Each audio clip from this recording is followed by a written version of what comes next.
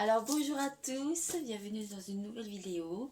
Aujourd'hui on se retrouve donc pour une vidéo.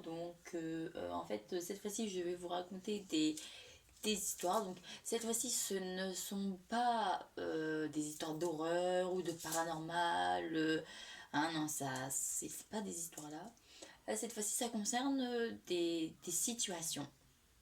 Des situations qui sont vraiment très chaudes. Quand je vous dis qu'elles sont vraiment très chaudes, c'est que c'est des trucs où des personnes ont failli perdre la vie. Et franchement, c'est vraiment des situations où ça pourrait nous arriver à tous. Et je trouve que c'est ça qui est impressionnant, c'est que ça aurait pu à tout moment nous arriver à nous. C'est pour ça que je suis tombée sur ces histoires et je trouvais vraiment que c'était euh, quelque part cool que je vous les raconte parce que c'est vraiment des choses qui auraient pu nous arriver à nous. Et franchement, c'est la pire des situations, hein, clairement, mais je trouvais ça intéressant à vous dire, enfin, à vous faire la vidéo par rapport à ça. Et en plus de ça, on est en plein confinement, alors autant s'occuper comme on peut, hein, voilà, en vous racontant ce genre de vidéo. Voilà. Donc je vais commencer par la première histoire. C'est une jeune fille qui s'appelle Amandine. Elle a 10 ans et ses parents lui ont quelque part fait confiance en lui disant bon, on part pour la soirée, et ils l'ont laissée toute seule. Voilà, ils l'ont laissée toute seule parce que leur fille, elle est très mature pour son âge, elle est autonome, elle sait se débrouiller, donc les parents, ils sont pas en flip de la laisser tout seule, de la laisser toute seule dans l'appart, de toute façon, enfin dans la maison, hein, parce que c'est une maison, dans la maison. Et donc du coup, il la laisse seule pendant quelques heures un soir parce qu'ils partent au restaurant. Ils n'ont pas forcément envie d'amener leur gosse avec eux, donc ils la laissent à l'appartement. Ils font pas appel à de babysitter, à personne. Elle peut très bien se garder toute seule. Donc franchement, félicitations, parce qu'il n'y a pas beaucoup de gamins à 10 ans qui peuvent rester tout seuls, surtout avec tout ce qu'il y a dans les appartements, hein, les plaques de cuisson, l'électricité, plein d'autres choses dans un appartement que, bon, ben, en général, quand tu laisses ton enfant tout seul, t'es pas forcément rassuré parce que il touche un peu à n'importe quoi. Mais Amandine, elle est un peu plus élevée, donc elle sait bien, elle sait que il y a certaines choses auxquelles elle n'a pas le droit de toucher. Enfin, c'est une gamine cool, on va dire. Il la laisse chez eux. Et Amandine, après avoir mangé, parce qu'elle a mangé un plat que sa mère lui avait préparé, ensuite après ça, elle se met sur le canapé et elle regarde la télévision. Et à un moment, elle entend derrière elle la porte d'entrée, qui... La porte d'entrée qui pas qui en fait elle entend un bruit, elle sait que ça vient de la porte d'entrée, elle va voir la porte d'entrée et elle voit la poignée qui bouge. Il faut bien préciser que les parents ils sont quand même vachement prudents, donc ils ont pris soin d'enfermer la gamine dans l'appartement, voilà, dans la maison, hein. Ils l'ont enfermée dans la maison. Ce que personnellement, petite parenthèse, je trouve que c'est pas forcément bien d'enfermer ton enfant dans l'appartement parce que il y a un feu, il y a quoi que ce soit, bah il est pris au piège, quoi. Donc l'enfermer, pour moi c'est pas la meilleure solution. Mais bon, après chacun fait comme il veut, hein. Là-dessus il y a pas de souci. On n'est pas là pour parler pour débattre sur ça de toute façon. Donc je reviens à mon histoire. Elle entend la poignée qui essaie de s'ouvrir, elle voit que la poignée bouge. Donc de là, son réflexe est un très bon réflexe. Elle éteint la télé, elle éteint les lumières et elle va se mettre dans sa chambre. Euh, Au bout d'un moment, elle n'entend plus de bruit. Donc elle décide d'aller voir et la porte d'entrée ne bouge plus, il n'y a plus rien. Mais à ce moment-là, elle entend un autre bruit. Donc là, c'est un grincement de porte.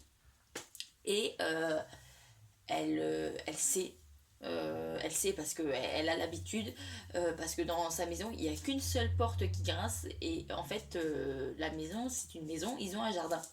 Et dans ce jardin, il y a une porte arrière, hein, qui mène directement à la cuisine cette fois-ci.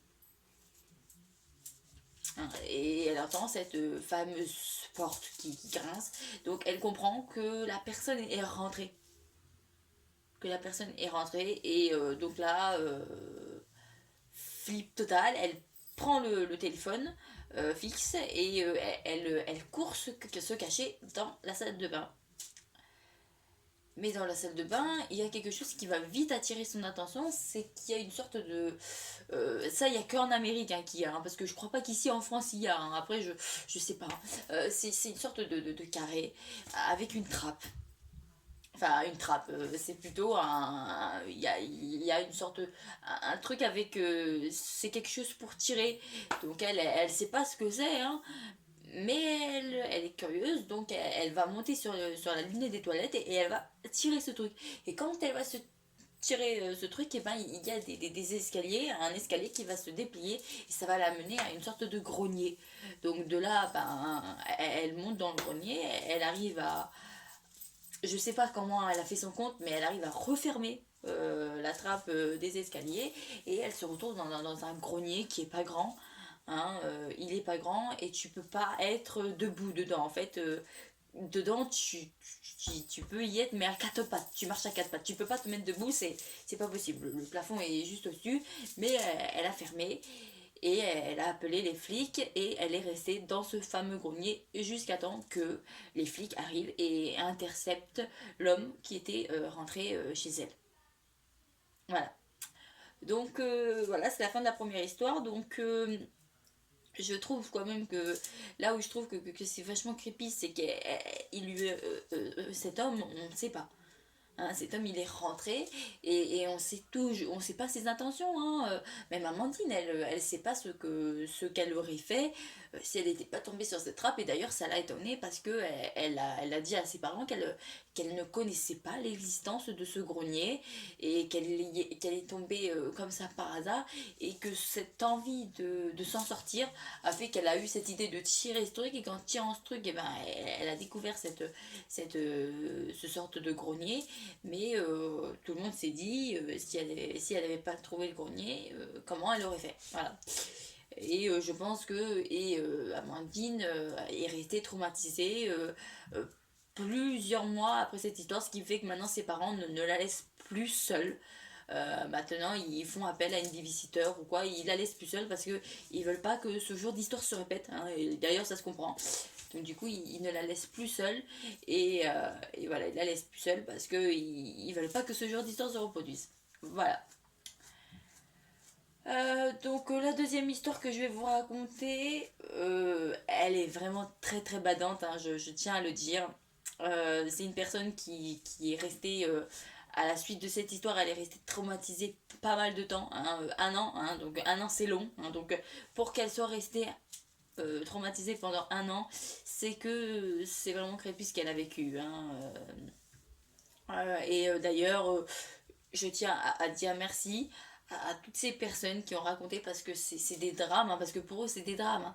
Hein. Pour eux c'est des drames, c'est des choses qui leur ont vraiment fait peur et il a fallu que dans leur mémoire ils se remettent, enfin qui se enfin qui se rappellent de l'enfer qu'ils ont vécu et pour nous le raconter et franchement je trouve que c'est vachement courageux parce que ces personnes, il y a beaucoup de personnes qui n'arrivent pas malheureusement à raconter parce que ça leur fait trop mal et ces personnes ont réussi à quand même le raconter malgré que ça leur faisait mal de parler du malheur qu'ils ont vécu quoi. Donc voilà. Donc là cette histoire c'est l'histoire de Damien. Donc Damien, non non non pas Damien, Noah. Ouais, c'est l'histoire de Noah. Hein. Bon, par contre, je tiens à vous dire de suite, c'est pas Noah le youtubeur hein, que vous n'allez pas confondre. Hein, parce que, non, non, non, là c'est pas Noah le youtubeur, c'est un mec comme vous et moi qui s'appelle Noah. Hein, n'allez pas confondre, s'il vous plaît. Donc, du coup, c'est Noah. Noah, donc, en fait, Noah habite dans un appartement qui est au rez-de-chaussée. Voilà, c'est un appartement qui est au rez-de-chaussée. Par contre, il est vraiment au rez-de-chaussée. Euh, Et il est tout seul hein, chez lui, il habite tout seul, hein, il a pas de colocataire, hein, il est tout seul. Du coup, un soir, il regarde la télé et c'est un soir où il pleut à torrent, hein, c'est l'orage dehors, et il entend sonner à sa porte d'entrée. Donc, bien évidemment, il va voir. Et là, ce sont deux adolescentes, hein, deux adolescentes qui sont trempées et qui disent comme ça est-ce que si quelque part elles ont oublié leur téléphone, mais que elles ont besoin de téléphoner parce que elles devaient aller chez une amie, mais elles ont été déposées par un taxi et elles ne trouvent pas la maison de cette amie, donc elles voulaient téléphoner pour que l'amie leur donne l'adresse l'adresse spécifique. Donc du coup, Noah, il voit pas le mal, hein. Il les laisse entrer, allez-y, servez-vous du téléphone, il n'y a pas de souci. Mais plus le temps passe et plus les filles vont demander des choses qui sont un peu bizarres, qui peuvent pas, qui ne... à Noah, ça lui a pas paru bizarre sur le moment, mais quand il s'en rappelle, il se dit que il aurait quand même dû se douter euh, peut-être qu'un petit peu avant, il aurait dû se douter que c'était pas forcément normal qu'elle demande ce genre de truc. C'est le genre de truc que sur le moment tu réalises pas, mais que après tu te dis ah c'est vrai que c'était bizarre. Elles vont demander par exemple si elles peuvent se servir de sa salle de bain parce qu'elles sont trempées et elles veulent se mettre leurs vêtements à sécher. Ce qui est un bizarre, donc elle demande à mettre leur vêtement à sécher, donc Noah il dit pas de souci, la salle de bain elle est là, allez-y, je vous en prie. Elles mettent leurs vêtements à sécher, et là c'est une scène que Noah décrit bien dans son... Il décrit bien, il le décrit bien dans son, dans, dans ses explications, que ça l'a choqué parce que les femmes sont arrivées devant lui, mais sans vêtements en fait. Elles étaient vraiment nues quoi. Hein. Et là, elles arrivent vers Noah et elles essayent d'avoir une relation avec lui. Hein, je vous épargne les détails, mais voilà, elles essayent, elles sont vraiment insistantes. Elles essayent vraiment. Noah au début, lui ne veut pas parce que voilà. Elles se mettent toutes nues devant lui et elles sont vraiment persistantes. Mais Noah, il veut pas. Il veut pas parce que il a pas envie, hein, tout simplement. Hein. C'est des inconnus, il les connaît pas. Donc il a pas envie d'avoir une relation avec deux filles, surtout qu'elles sont deux, et qu'en plus c'est des adolescentes. Lui, il a la quarantaine, donc il a vraiment pas envie de... Voilà, il trouve qu'elles sont vachement jeunes et il n'a pas envie de profiter si vous préférez. Donc du coup c'est ça c'est ça qui l'emmerde, voilà. Du coup et donc là, elles sont vraiment persistantes et le problème c'est que Noah il finit par céder à la tentation. Voilà. Hein. Comme je vous ai dit, je vais pas vous raconter les histoires parce qu'on n'est pas dans un truc porno, mais voilà, il va finir par se laisser céder par la tentation. Et en plus, en sachant que ces femmes, enfin ces jeunes, ont bien pris le temps de sortir des bières, parce que il a des bières dans son frigo, de sortir des bières et de le faire boire. Elles l'ont fait boire et elles l'ont bien fait boire pour que justement le moment où voilà ça sentait un peu et là il était à moitié bourré donc quand elles ont insisté il n'a pas tenu beaucoup, il a eu une résistance, il ne voulait pas mais il n'a pas pu tenir longtemps. Voilà, au bout d'un moment il a fini par céder, voilà. Le lendemain matin, il se réveille, il est tout seul dans son lit et de là il va se demander s'il a rêvé ou si ça s'est réellement passé. Voilà. Il a mal à la tête, il a la tronche de bois comme on dit et il se rappelle plus trop de ce qui s'est passé. Il se rappelle qu'il a eu une relation avec ses filles, c'est flou dans sa tête mais il s'en rappelle, mais il ne sait pas si c'est un rêve ou si c'est la réalité. Et à ce moment-là, il se lève, il va au salon et quand il va dans le salon, il voit les deux adolescentes qui sont à table et qui des jeunes et qui n'arrêtent pas de parler fort, de rigoler, de dire des choses qui sont un peu bizarres et de là, lui, ça, là, il comprend pas ce qui se passe, hein. Personnellement, il comprend pas ce qui se passe, donc il va avoir une relation, ils vont avoir il va avoir une réaction qui est tout à fait normale. Il va dire bon là il faudrait peut-être que vous partiez maintenant, hein. Il faut que vous partiez, rentrez chez vous quoi, hein. Et là les filles ne veulent pas partir.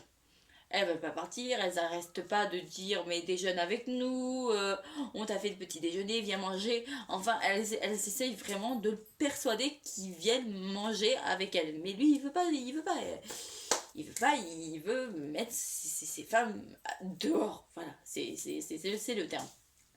Et donc il finit au bout d'un moment par arriver à les faire sortir.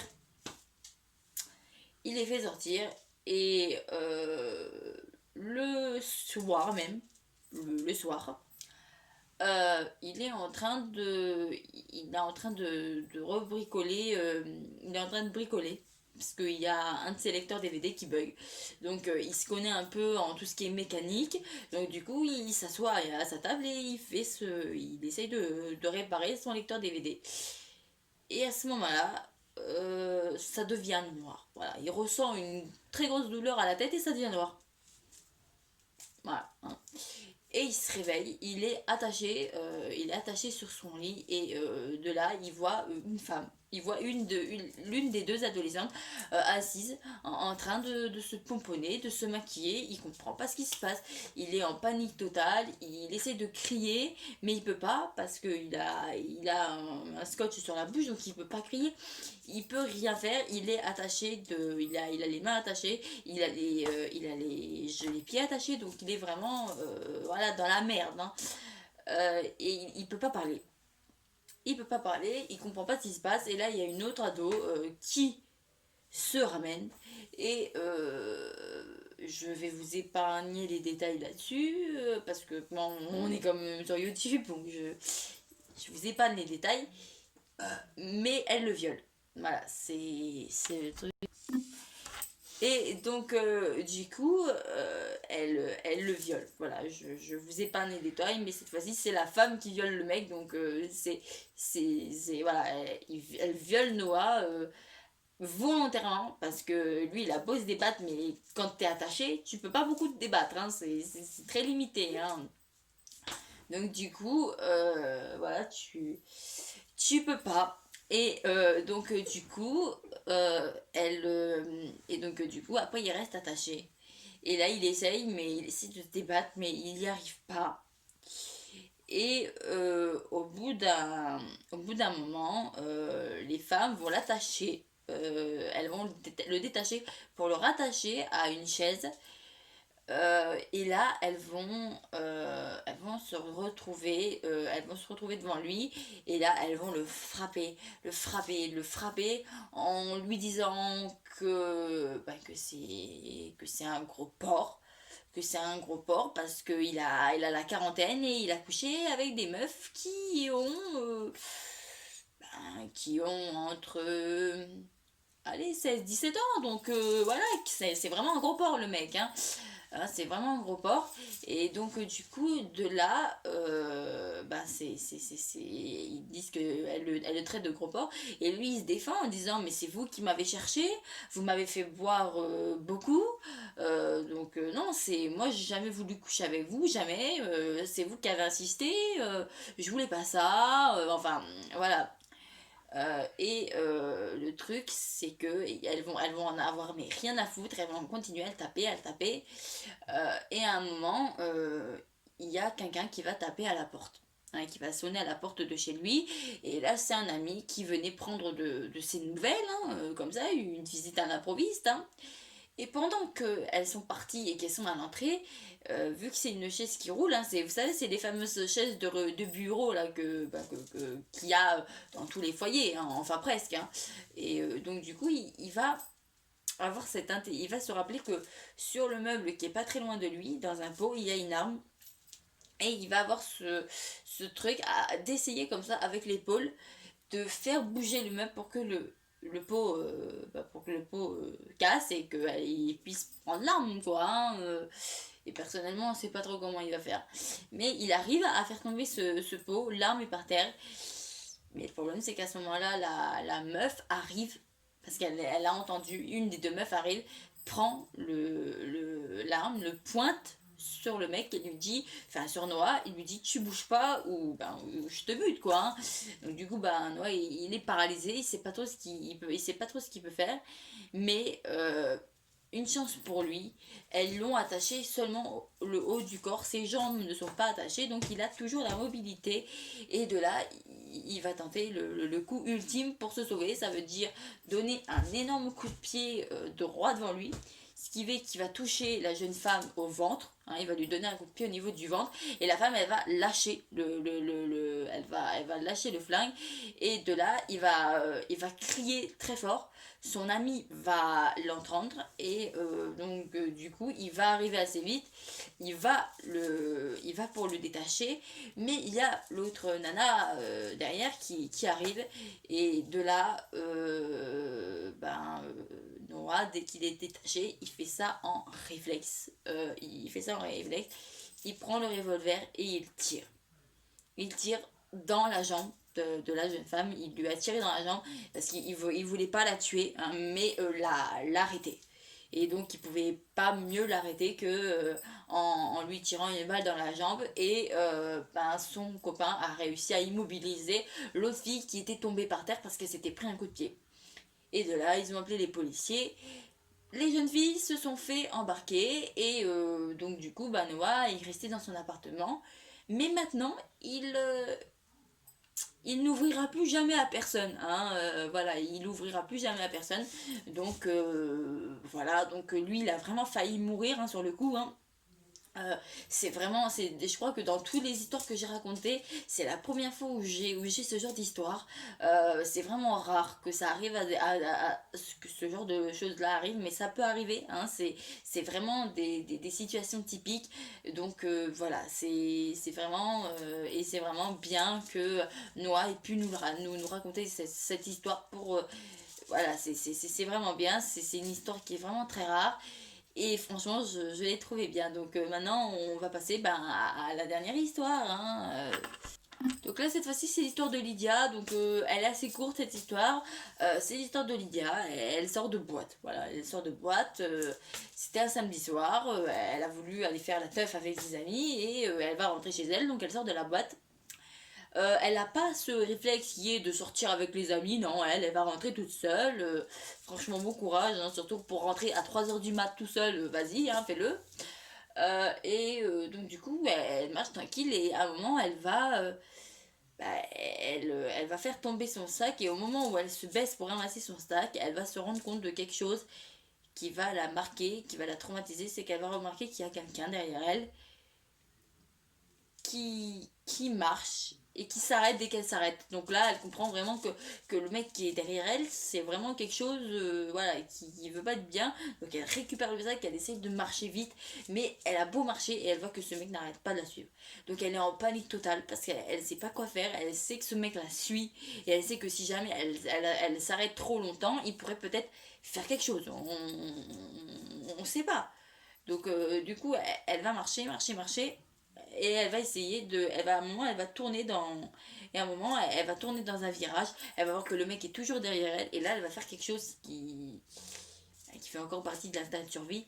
Elle va taper un sprint, elle va essayer de courir le plus vite possible pour que le mec ne puisse pas la rattraper. Elle court dans la direction de sa rue et elle arrive à rentrer dans son appartement et elle ferme la porte de son immeuble, elle monte et elle rentre dans son appartement, elle ferme son appart à clé et elle sort et elle voit ce mec qui est là devant sa fenêtre et qui bouge pas. Il bouge pas, il est là, il regarde à sa fenêtre, il l'attend presque et ça l'a fait flipper de ouf parce que voilà, à 3h du matin, t'as un mec, il est là, il t'a suivi et en plus de ça, t'es rentré dans ton appartement. Donc déjà quand t'as couru le plus vite que t'as pu, mais il a pu te suivre et en plus de ça, il est là, il te regarde. Donc c'est un peu, c'est plus que flippant. Hein. j'ai envie de dire. Donc de là, elle a eu un réflexe très humain qu'on aurait tous eu. Hein. Elle a pris le téléphone, elle a appelé la police et donc le mec a été embarqué. Et ce qui a été marquant dans cette histoire, parce qu'elle est déjà finie, hein, je vous l'avais dit, elle était courte, hein, et c'est que c'était un taré qui s'était enfui d'un asile psychiatrique. Donc c'est ça qui fait encore plus peur, c'est que voilà, le mec, tu vois bien, avec ses antécédents, qu'il était bien là pour quelque chose de pas très catholique. Hein. S'il la suivait, c'était pas pour faire sa connaissance. Hein. Ça, Lydia, elle le savait, et nous aussi. Hein. Donc voilà, c'était creepy. Donc voilà, c'est la fin de cette vidéo. Donc j'espère que ça vous a plu.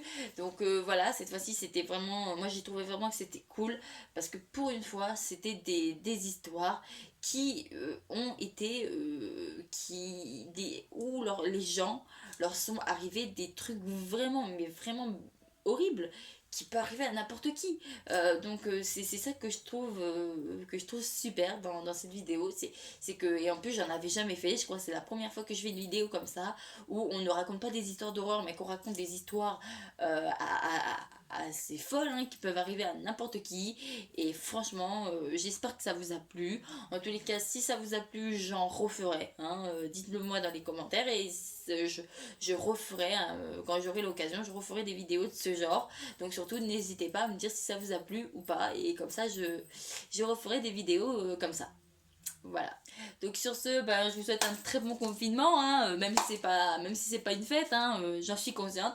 Mais voilà, confinez-vous bien, restez chez vous et voilà. Donc je vous dis à plus tard pour une prochaine vidéo. Au revoir.